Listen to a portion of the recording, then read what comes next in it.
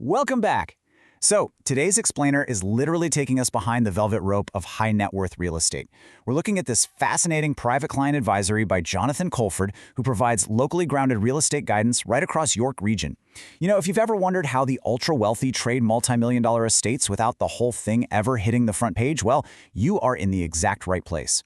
We're going to unpack the specific, structured mechanics of luxury privacy strategies and basically give you an insider look at how the whole shebang works.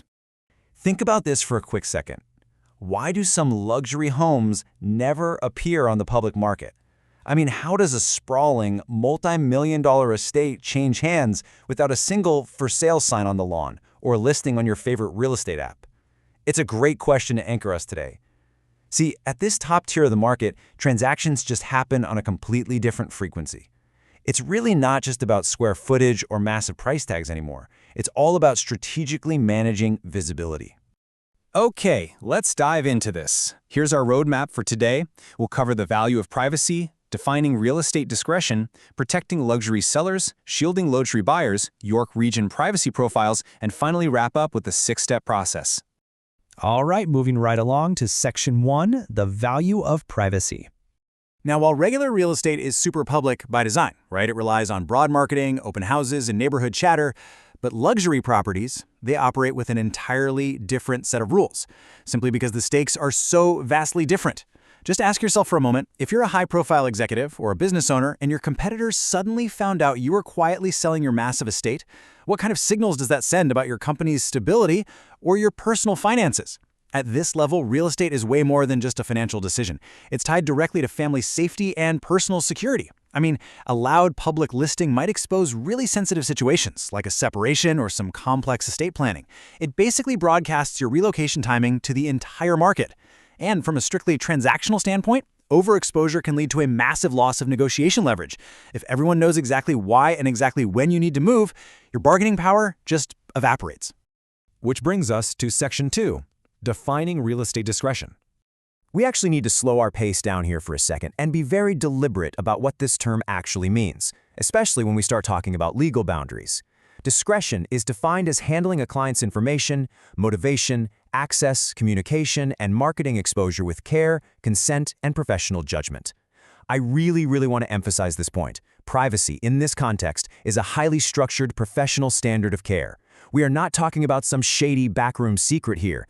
It's a methodical approach to managing who gets to know what and exactly when they get to know it. And of course, it's all done with the client's explicit written authorization. And this brilliantly illustrates the critical difference between discretion and concealment. They are not the same thing. Discretion is intentional, it's protective, it's authorized by the client, and it relies entirely on careful communication. Concealment, on the flip side, that's about hiding property defects, avoiding legal disclosures, or just straight up breaking real estate board rules. The source material draws a very hard line here, folks. Discretion never, ever bypasses legal obligations or proper documentation. You know, you can absolutely keep a seller's personal motivation quiet to protect their leverage, but you absolutely cannot hide a physical defect in the home or try to bypass mandatory disclosure laws. No way. All right, on to Section 3, protecting luxury sellers. Let's pivot to our first perspective and look at exactly how sellers prepare their homes and really their lives for this velvet rope experience. Long before a single showing or photograph even happens, sellers go into full defense mode. First, they strip away family photos and personal identifiers to maintain strict anonymity. They secure business documents, luxury items, and valuables so that their private daily routines aren't just exposed to strangers touring the home. They might even restrict sensitive floor plan details. I mean, think about it. You don't necessarily want the general public knowing the exact layout of your staff quarters, children's rooms, or the security systems, right? Then, rather than just blasting the property everywhere, they execute a highly controlled marketing launch. And finally, they fiercely withhold their personal motivation and timelines. Like we noted earlier, loud marketing that exposes daily routines or any sense of urgency, it drastically damages both the seller's leverage and their privacy.